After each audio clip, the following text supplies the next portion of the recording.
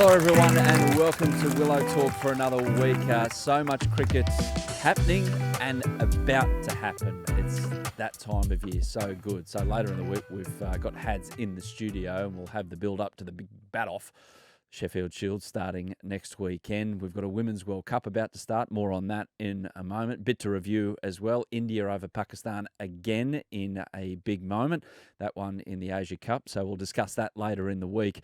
And so much else happening around the world that we'll get across. Of course, last week we had Ross Taylor on. He's just about to build up for Samoa and try and qualify for a T20 World Cup. So wherever it is in the world, we're going to stay across it here at Willow Talk. As mentioned, Hads is joining me later in the week. Alyssa Healy is not here because she's about to try and win Australia's 8th World Cup, or lead Australia to an 8th World Cup. The Women's 50-over World Cup to get underway this week, and Australia start their campaign on Wednesday night, our time, match 1 against New Zealand. It's a big lead up to the finals, of course, because everyone plays each other once. There's none of this Super Sixes or anything, so we'll stay right across that and catch up with Heels during the tournament, of course, but we wish them all the best in their first match against New Zealand. So before that, we thought we'd do a big preview for the Women's World Cup and catch up with two of the greats of Australian cricket and Megan Schutt. That's going to be the second interview. We caught up with these people a couple of weeks ago at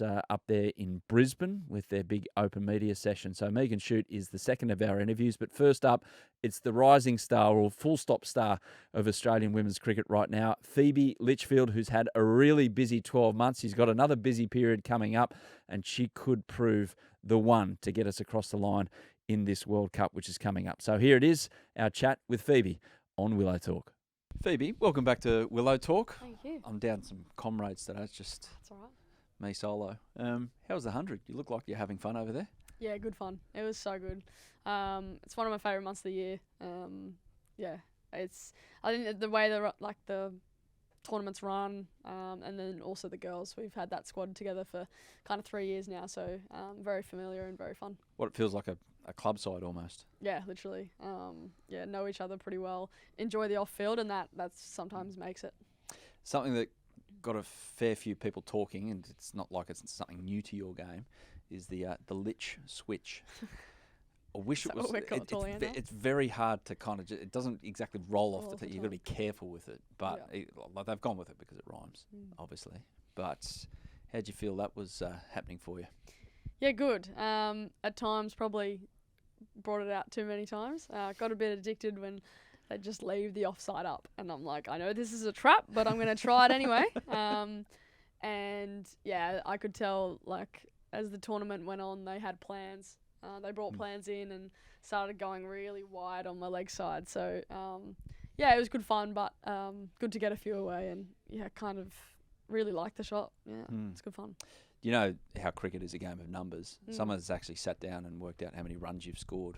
Oh, wow. Switch hitting. Okay. Which is, like, wasn't me. I'm not going to claim it. Someone from the BBC. Yep. I just read this. So, how many times? Oh, you've scored 79 runs from switch hitting. In the 100? Pretty good. Yeah, I think it's from the 100. Wow. It might be all time. Might be full stop. But I did want to ask you, how many times do you reckon you've been dismissed? Well, there was one in the Ashes, one in a test match, which I'll never do again. And then maybe one more, I reckon maybe 5 times. Ooh, close. 4. 4. Yeah. The one in the Ashes, what did you get?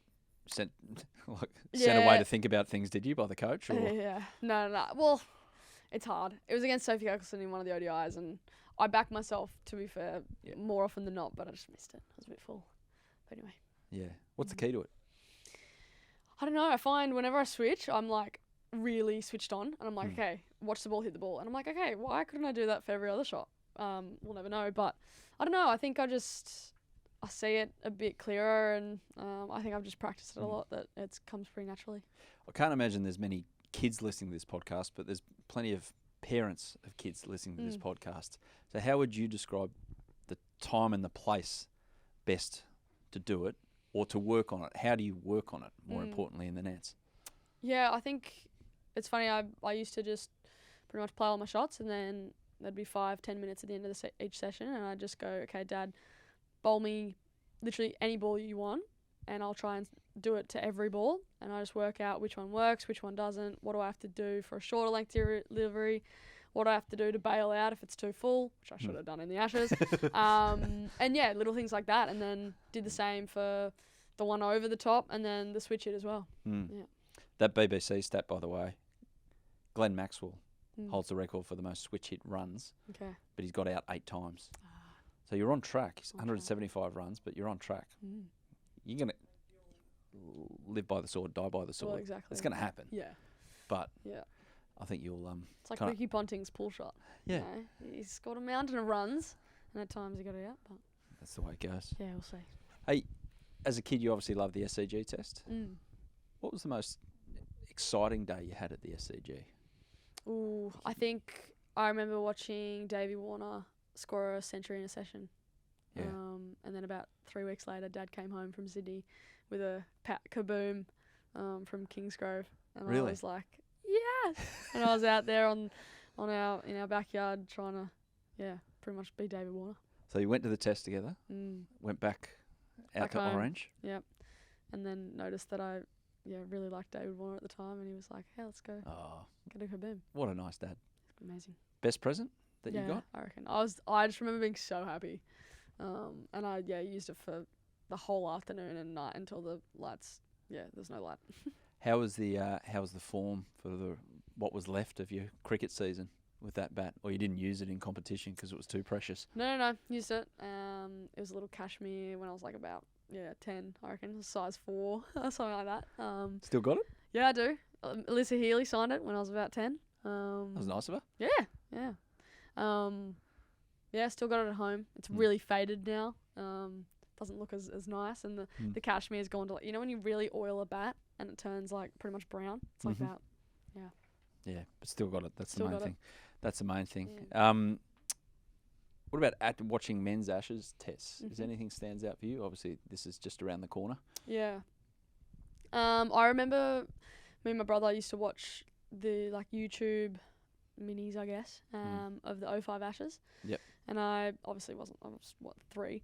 Yeah, thanks. No, I was 2. Yeah. Sorry. Yeah. And so but that series, every time I go, oh my god, I love cricket, and he's like, well, have you seen the 05 Ashes? And I go, no. And then so we watched that, and whenever we were bored, we'd put that on, and that was a pretty cool series. I don't want to get all back in my day. Yeah. But did you get the appreciation of how good it was through those videos? Because it was pretty shit hot. Yeah. There was not a bad session. Yeah, exactly. And I think that's the biggest thing. When I was growing up, I was like, Test cricket's so boring. And then my brother would go, okay, wait, let's watch this. And I was like, oh my god, every game literally went. It's similar to some, you get the odd Test match that are like that. In the recent India-England's, and then obviously the Ashes in England recently. But that was a proper Test match. Did you ever play Ashes backyard battles in the backyard, or was everyone always Australia?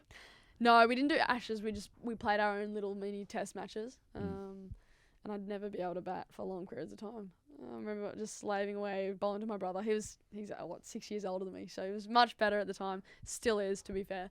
But he is better, which is annoying. But so we'd play little Test matches in the backyard. Didn't see your brother win best player of the 100. But I'm sure he's a very good cricketer. Yeah. Okay, World Cup chat. Before all that, you've got a World Cup to win. Yeah. So what's the prospect in your mind of what you need to achieve in a World Cup in those conditions in India? And the good thing is about this World Cup, you get to play everyone. Yeah. So it's not like little pools and Super Sixes and points carry over. Nah, it's just front up, play everyone. Hopefully no rain. Yeah. Get a win. Yeah. Move on. Yeah, I think it's nice because you've got everything in your control. Well, apart from the rain if it happens, but I think it's a huge challenge, but also something that our group is well equipped with, and I think we're actually really excited to play cricket together again. It's been a while, and I think if we play our best cricket, we know that we're one of the best sides in the world, if not the best. So I think it'll be, I think if we've performed, we've got performers all throughout our order that can always, win a game with ease. So hopefully we can do that. If you're only as good as your last innings, it means that Alyssa Healy's got a bit to live up to when it comes to World Cup cricket. Yeah. Doesn't she what? That was epic, wasn't it? Yeah, just a few more of those, please. Where were you watching then? I remember being back home. Yeah. But yeah, just epic. I loved that innings. The way she took down the England bowlers, especially Sophie Eccleston. Like someone who has a rub over most players, to be fair, but the way she moved around the crease, and I've been watching her recently against the India A, just doing a lot of the same stuff, and I was like, okay, cool, this is good signs.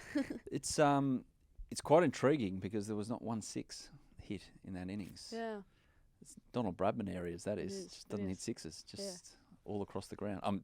Not everything was across the ground. No. Some one bounce fours, but yeah. One thing she did say is that she totally cramped in both hands and elbows towards the end. Okay. Have you ever had an innings that good and that long that you've got into physical distress? No Glenn Maxwell cramping. Nah. Tin Man. I wish, but no, I've gotten myself out before then. Yeah. Would that be your favourite heels moment, that one? Or something that you've done together in the short time you've been playing together?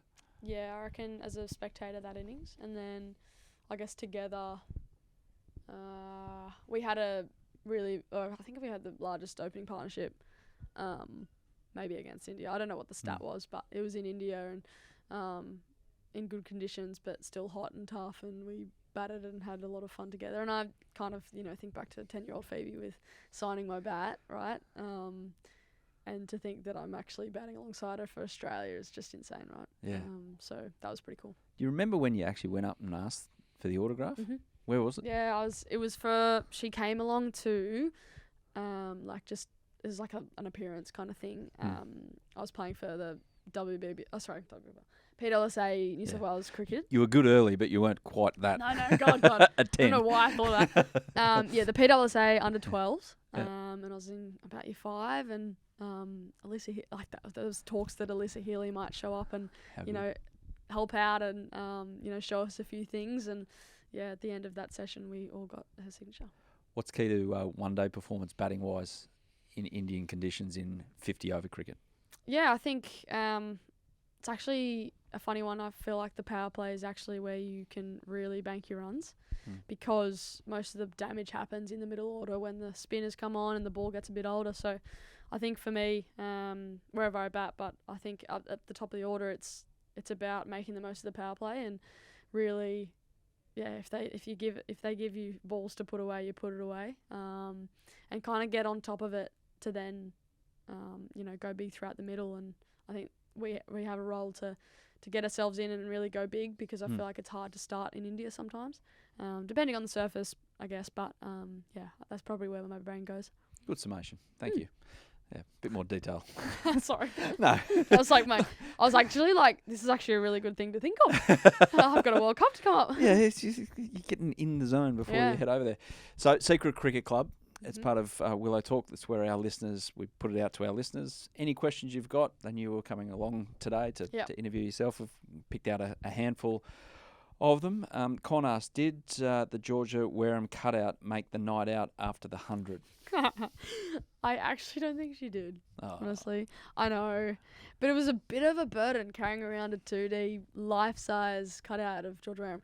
Let alone, we took her everywhere, to be fair. We even took her on stage when we celebrated. But she didn't. I know. So, but she didn't make it out because buying a cardboard cutout, some drinks, and trying to make her look happy is quite hard. So she was smiling the whole time, which is a fun fact because Wolfie doesn't smile much sometimes. But yeah. Was it one of those celebrations where you just stayed in full kit? Yeah, full kit. They're the best. Yeah, and then had an airport transfer at 5 a.m. So in full kit.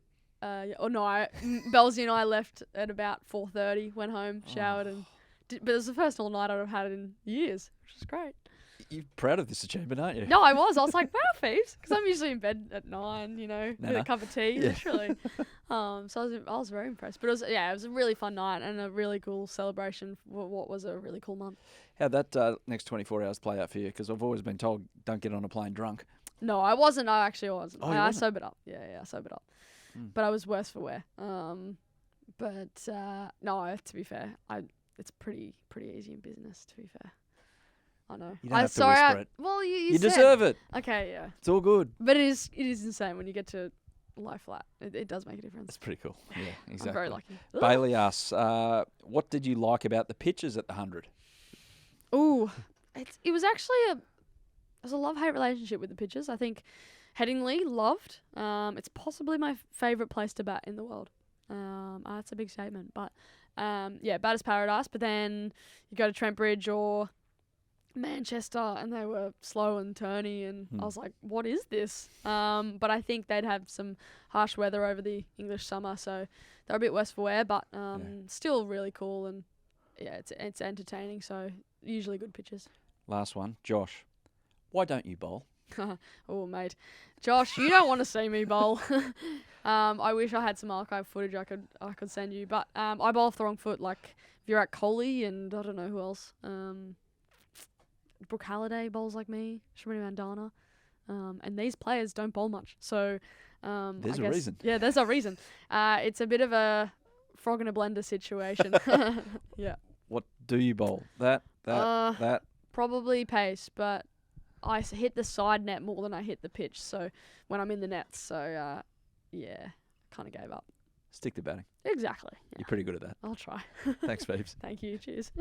So there she is, Phoebe Litchfield, who again proved her worth in the last warm-up game for Australia against England, which England won, but that's not important right now. Phoebe with 71 of 48, so she's going to play a massive part in the defence of this World Cup that was won a few years ago, thanks to Heels, in that final against England in Christchurch. Off to a short break here on Willow Talk, but back in a moment with another of the stars of the Australian side, Megan Schutt, the fast bowler, coming your way on Willow Talk.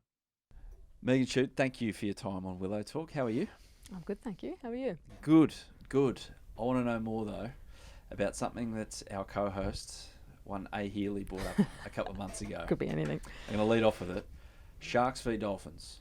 So it's the Australian squad getting together and playing an intra-squad battle.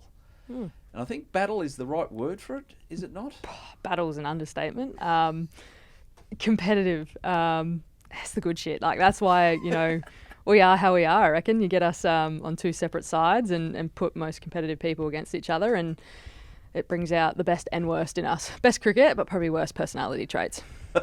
Yeah, you find out the true personality of people when you scratch away at the veneer of niceties and things like that and add competitiveness into people, and you see their true self, do you think? Oh, you see the grit.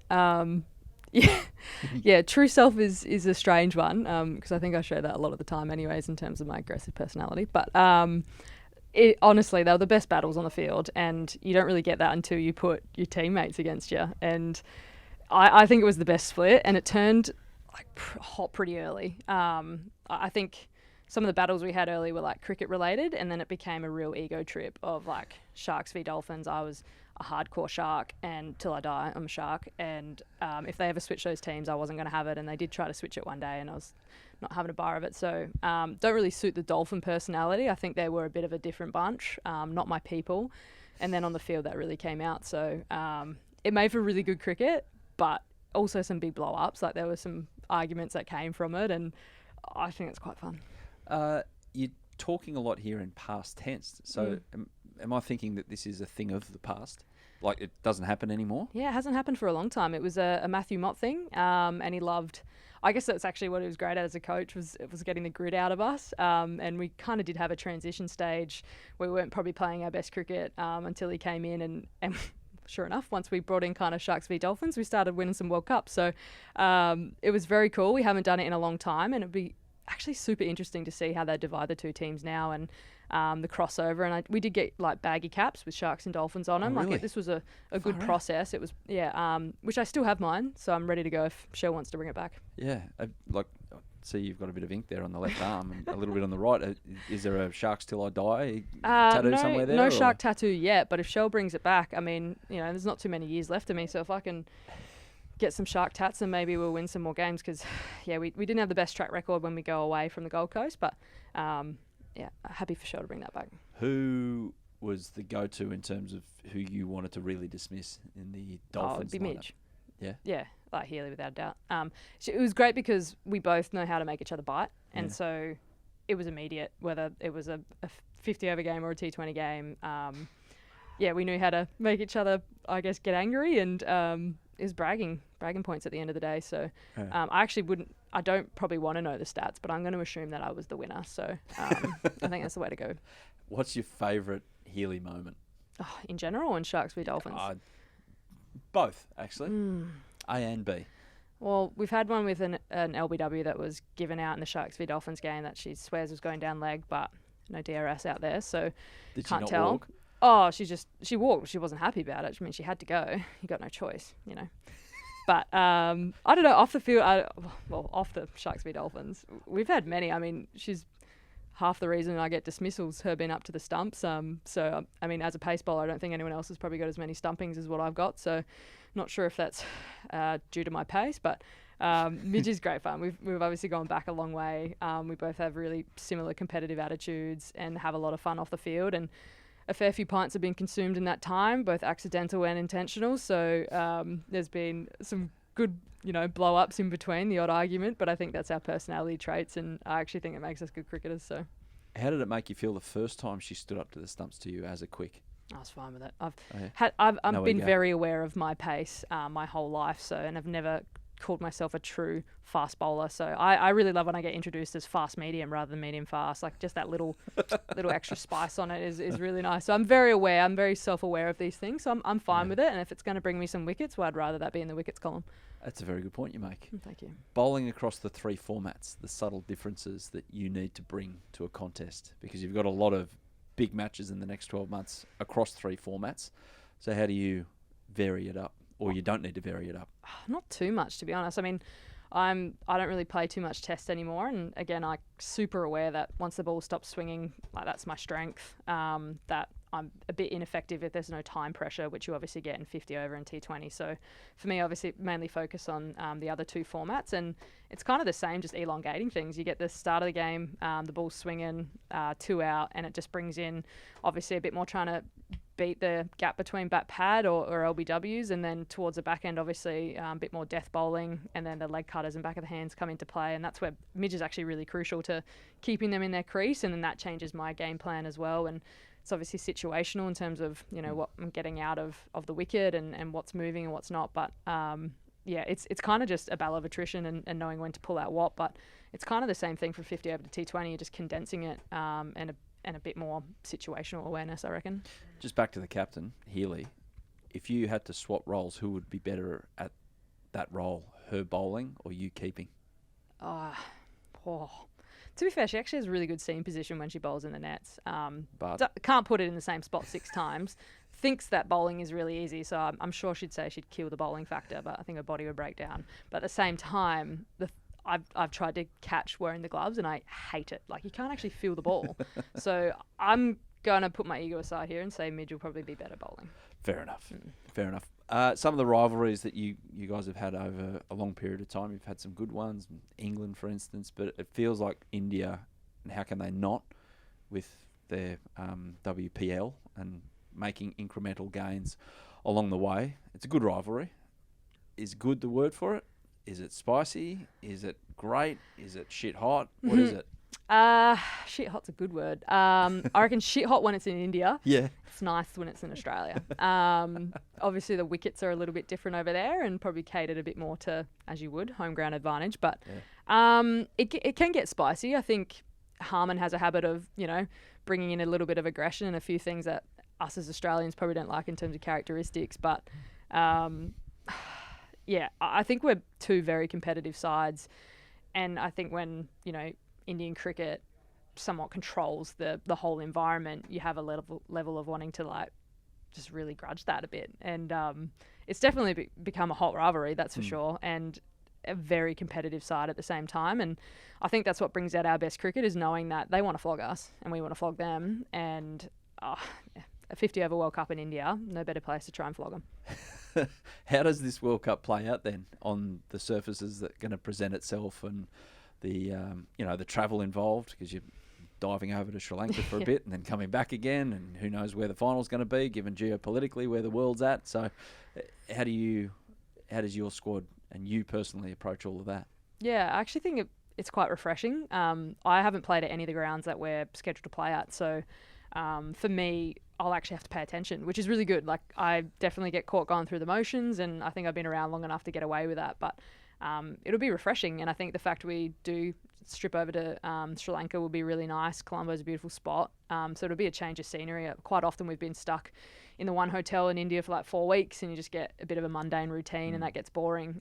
So the fact we're moving around is really cool and adds an element to it. But yeah, the wickets, I'm unsure. Like, I don't know what they're going to produce. Like, selfishly, obviously want a little bit more spice in the wicket, a little bit more turn, bringing my leg cutters towards the back end.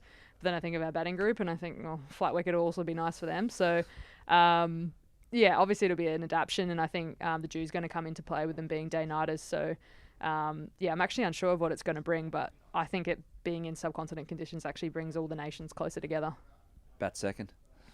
Well, I like bowling first, and I don't have to warm up twice. So if I was winning the toss, I'm bowling first most times. Okay, we've got some questions from our secret cricket club for everyone when we're doing these interviews. Are you the secret cricket club? Sorry? Are you the secret cricket club? No, I'm not. I don't even know how it works, but it's on our Instagram page. So Okay. it's basically... Mysterious. Yeah, it's... I like it. I think it's producer Joel, actually. He just collates it all and everything like that. You collect it and you go, okay, questions. Is it Litchy? Litchy. Don't know who this is. Phoebes. Who would the teammate be that you would take on a spontaneous adventure? Oh, well, Jesus. I think Darcy Brown. Everyone thinks she's an airhead, but she's actually a really clever gal. Every now and again, she does have her airhead moments that really is refreshing and makes you feel better about yourself. But also knowing deep down, she's very, just general life. Okay. Street smarts lacking, country gal, so a bit sheltered. But very, very clever, but also very fun. And I think her brain works similarly to mine, with it's constantly firing random shit. So I think she'd be really good fun and be up for an adventure. What is that adventure then? Well, we've always actually spoken about we want to go on the Amazing Race. So I think there'd be a fair few arguments, mainly me probably yelling at her than the other way around. But I think that or the block are two things where we probably need a bit more organisational skills than we have, but would be very fun viewing for other people. Okay. Yeah, people at Cricket Australia should make this happen. Oh, yeah. Give that to them then. See what they want to do. Yeah. What happens if we subbed out her for, say, Grace Harris on the Amazing Race? Well, to be fair, Gracie's a hell of a chatter, so she'd be so handy to have on the Amazing Race. Like, she'd be, and also is just very knowledgeable, knows a little about a lot, is how I would describe Grace. So I actually think she'd be really handy. I'd probably tell her to shut up a fair few times, which again makes for good viewing. So everyone's a winner. Yeah, all good. Schutt, thank you so much for the chat, and good luck at the World Cup. Most importantly, bring a trophy home, please. That's the plan. Thank you. Good luck. Cheers.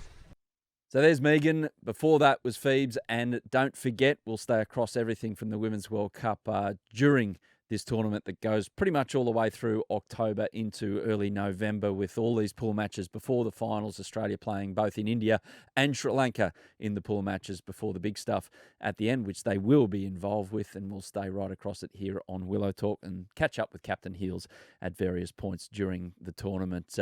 Reminder, later in the week, Hads is back in the studio to talk about all the big stuff coming up. The Sheffield Shield about to start on the weekend. Get a few predictions from the great man and have a few laughs. Thanks for joining us on Willow Talk. Catch you later in the week.